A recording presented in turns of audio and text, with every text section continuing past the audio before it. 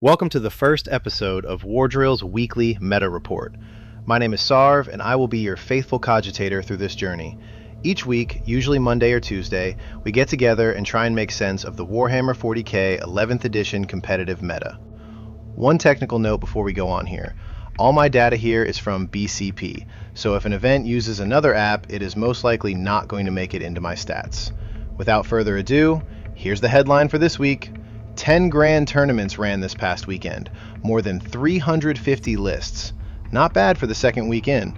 The most played armies are sitting right around the middle, while a handful of quieter picks are the ones cleaning up.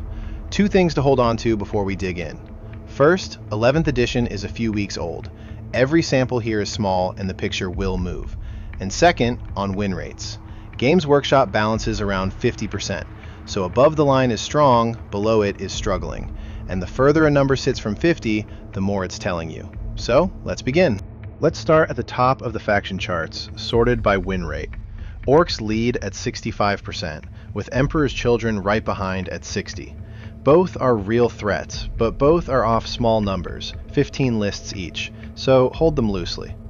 The one I trust most is Tyranids, at 57 across 25 lists.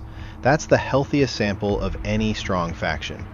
Thousand Sons, Chaos Demons, and Grey Knights round out the upper tier, all sitting above the line. Now here's the part to slow down on. Look at what everyone actually brought. The three most played armies this weekend, Space Marines, Necrons, and Tau, are all at or below 50%. Let's talk Space Marines. The most played army in the game, as always. And right now, as a whole, they're sitting just under 50, around 49.5. A big part of that, usually, is the new player effect, but maybe less so since 11th just started. Who knows? That being said, as always, note that because of this, their pool carries a lot of players still learning the edition, and that can pull the average down. And every flavor is below the line this weekend. The Codex-compliant Marines are at 49.5%, Black Templars just behind, Blood Angels and Space Wolves in the mid-40s, and Dark Angels having a genuinely rough weekend, down at 38. As a Dark Angel player myself, I really thought those Deathwing Knights taking and holding would have landed strong, especially with the new cover rules. Very surprising. And yet, all that aside, Chris Cardamone took a Space Marine list 5-0 at Commencing Armageddon on Hammer of Averni and a Librarius Conclave. That Librarius build is posting 57% across the lists running it. So the honest read on Marines is that they're two armies at once. Below average in average hands, genuinely dangerous in a sharp build. Who knew extra movement, advance and charge, and a 4-up invulnerable save were good? Down at the detachment level, the samples get tiny, so treat all of this as a first read. Top of the board by win rate is the Custodes pairing of Lions of the Emperor and the Might of the Moritoi at 65%. Here's the catch though. Custodes as a whole faction are down at 44. So this is one gilded build carrying the army by itself off just 6 lists. Right behind it, a cluster in the low 60s. Chaos Demons on Plague Legion, a Space Marine Blade of Ultramar build, and the Emperor's Children Coterie of the Conceited at 62, which has both the best sample of the bunch and a trophy. Josiah Jackson took it 5-0 to win the Tacoma Open. The Grey Knights Banisher build and the Marine Librarius Conclave are both above the line too. Every one of these is 5 to 9 lists, so they're leads worth watching, not settled facts. Yet. Now let's cover the new stat being tracked this edition, Force Dispositions. Right now, all the stat-gathering wizards out there are dealing with BCP not forcing players to pick a disposition when they sign up for events. It is there, but doesn't appear to be enforced. On top of that, some lists don't even have one listed, or they list multiple, but no idea which they chose.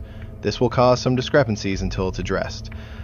Hopefully GW updates the app to force you to pick one before you export. Anyways, forced dispositions, and this one flipped a little from what you might expect. Purge the Foe is the most popular pick, 126 lists, nearly double the next one, and it's sitting right around average at 49%. So the most crowded lane in the game is fine, it's just not an edge, which might be a good thing. The surprising story is Disruption, up at 54.5. It's clearly the best performing posture this weekend, to a degree, and far fewer people are on it, only 67 lists. Everything else, take and hold, reconnaissance, priority assets, is bunched in the high 40s.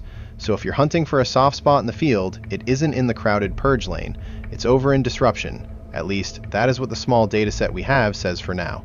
Your mileage, of course, may vary. Alright, one more thing before I wrap the single side, and this one is a bit of an experiment. Everything so far has been the big 5+ round GTs, but there is a much larger pool of games out there.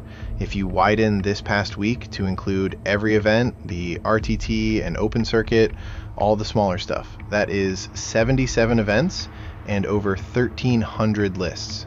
A lot more players out in the wild. And the bigger sample shifts the picture a little. Chaos Demons are the one that jumps out to me. 60% across 58 lists, a far healthier sample than anything on the GT board. Orcs and Tyranids stay strong, and both were played a ton. And a couple of factions that looked scary off tiny GT numbers settle back toward the pack once there are real games behind them. Now, a couple of honest caveats. This wider pool leans on casual and local events, so the field is softer and the new player effect is bigger.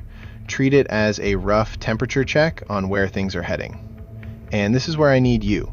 This broader section is a helper, and I am honestly not sure it earns a spot every week. So if you find it useful, leave a comment below. Is this worth keeping in the show, or should I stick to just the GTs? Genuinely your call, and it will decide whether this section comes back. Quick word before I go through the winners. If you're getting something out of this, please like this video and subscribe to the channel. It tells the YouTube cogitators to show it to more players, and it really does help the channel. I know there are other avenues to receive your meta news, and what I am trying to do here is make these smaller, snack-sized news clips to get this to you in a different way. That being said, if you want even more convenience and to have this data for yourself, in hand, refreshed every week, it's all on wardrill.app. iOS and Android, links in the description, right alongside the list tools and faction stats. Thanks as always to all my Patreon supporters and users across the space. It means the world to me. Thank you. Alright, GT winners, 10 grand tournaments ran this weekend. Well, actually 11, but one ran their event outside of BCP, so it isn't covered here. Performance of the weekend goes to Bill Boyson, a flawless 6-0 to take the circuit breaker on Tyranids, running Synaptic Nexus alongside the Talons of the Norn Queen. From there, a run of 5-0 finishes. Chris Cardamone flew the flag for Marines at Commencing Armageddon, as we covered. Scott Ketchum went undefeated with Adepta Sororitas and the Hallowed Martyrs at Battle for the Capital. Benjamin Hanziak did it with Necrons, pairing Curse Legion and the Pharaon's Armory at the Indy Open. And here's one for the win rate skeptics. Tau are sitting down at 43% as a faction, near the bottom of the charts. And yet they put 2 players on undefeated weekends, Eirik Stensland in Norway and Sean Martin at Hellpit. Low average, high ceiling. That's exactly why you never judge an army on its win rate alone. A big congratulations to all of them. And the team scene. Different beast entirely, so I'll keep this shorter. At the big 8-player ATC, Team Nemesis put up the most game wins. In the 5-player bracket, Making Saves led the way, and Ballers Brawlers took the Leeds Teams tournament in the UK. And a shout out to some names this community knows. The Art of War crew were at the ATC. Folger Piles went a perfect 5-0 on Necrons, and Nick Nanavati himself 4-1 on a Chaos Demons Shadow Legion list. That's where the early team results are landing, and we'll keep tracking it through the season. We recently just added team tracking on the app, and each week the teams we gather data on will compound across the season. It will be interesting to see how this pans out. Personally, I'm rooting for my Orlando-based friends' Art of War. One thing I don't miss though, since moving to Atlanta, is getting beat every RTT by those guys. Whew. That's the first transmission in the books, and I hope this was helpful. It's early, the samples are small, and half of what's true today will have shifted by next week. That's the fun of a brand new edition. The data shows you what's winning. It's still on you to put in the reps and roll the dice. If you found this video helpful, or if you have any feedback, please leave me a comment. What are your thoughts on the new edition? Do you think these stats are predicting anything, or is it too soon to even matter? I would love to hear what you think. Remember, test it on the table, trust your practice, and I'll catch you at the next transmission. This is Sar from Wardrill, signing out. See you next week.